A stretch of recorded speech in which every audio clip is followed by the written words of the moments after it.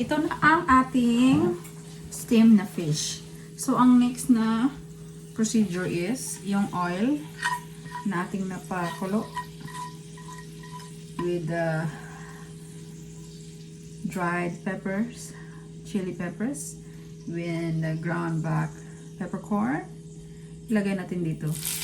Ooh. See, may tunog. So, dapat yun siya. Ang tunog niya. Ayun.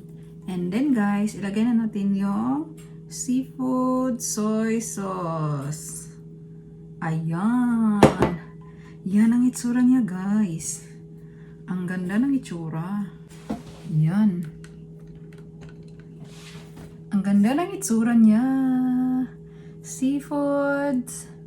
Oh no. Steam fish. Chinese style.